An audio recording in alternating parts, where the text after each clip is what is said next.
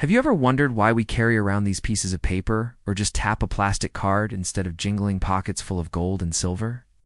What if I told you that the end of real money, actual coins with intrinsic value, was sealed by a single, almost forgotten document? Today, we re-uncovering the hidden story of the document that effectively ended the age of the coin and launched us into the world of modern finance. For millennia, money was something you could feel, something with weight. Gold, silver, copper, these weren't just symbols. They were the value. A coin's worth was tied to the precious metal it was made of. This system was simple, tangible, and trusted. Empires rose and fell on their ability to mint and control these coins. From the Roman denarius to the Spanish dollar, coinage was the lifeblood of global trade. But this system had its limits. It was heavy and convenient for large transactions, and the supply of precious metals couldn't always keep up with a growing economy. The first whispers of a new system began centuries ago. In Tang Dynasty China, merchants, tired of hauling strings of heavy copper coins, started using deposit receipts from trusted shops. These receipts, known as flying money, were the earliest form of paper currency. They weren't money themselves, but a promise for it. This concept was revolutionary.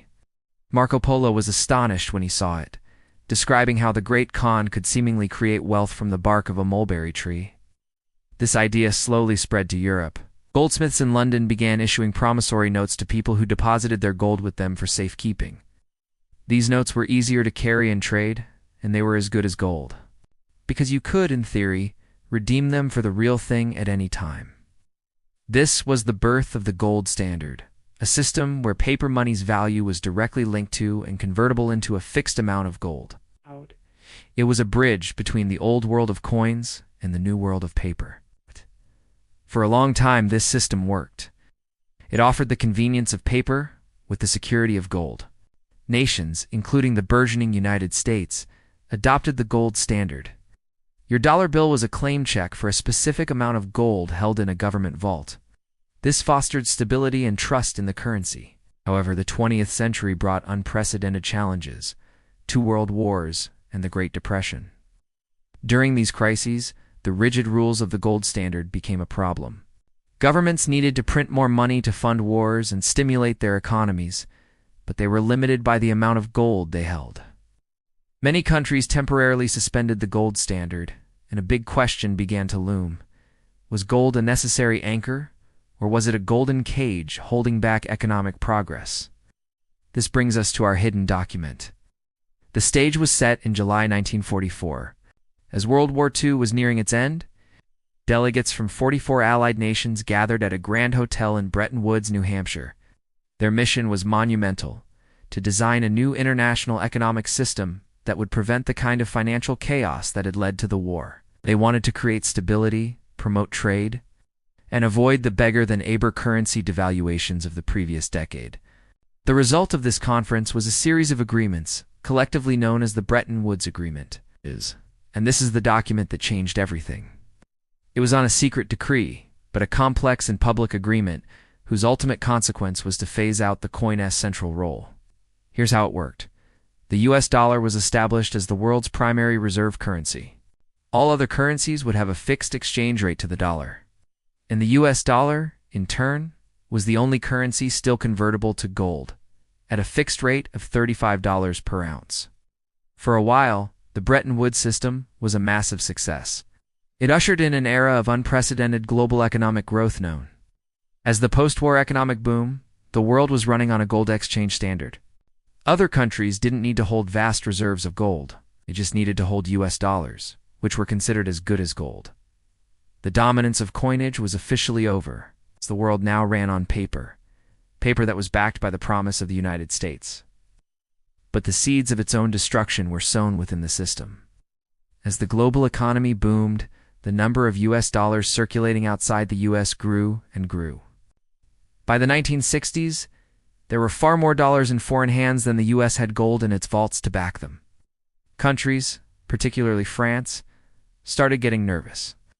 They began exchanging their dollars for US gold, draining the reserves at Fort Knox. The promise was being called in, and the US couldn't cover it. The system was at a breaking point.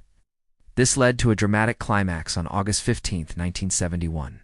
In a televised address to the nation, President Richard Nixon announced he was temporarily suspending the convertibility of the US dollar into gold.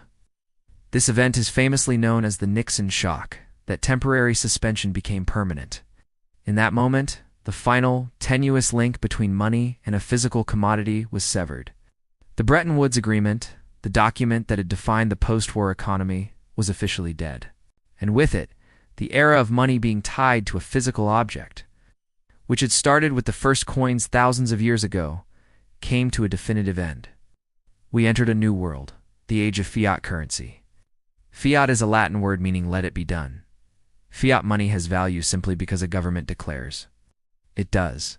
And because we, the people, have faith in that government and accept it as a medium of exchange. Its value isn't based on a lump of gold in a vault, but on trust, stability, and the strength of the economy it represents.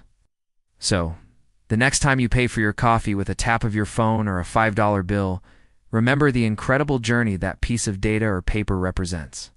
It says the final chapter in a story that began with the Bretton Woods Agreement, the hidden document that quietly ended the long reign of the coin and launched us into the complex, abstract, and fast-paced financial world we live in today. It's a world built not on precious metal, but on a collective promise.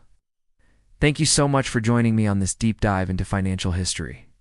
If you found this as fascinating as I do, please hit that like button, subscribe to the channel, and ring the bell so you don't miss our next exploration. What do you think about our modern monetary system? Let me know in the comments below. Till next time, stay curious.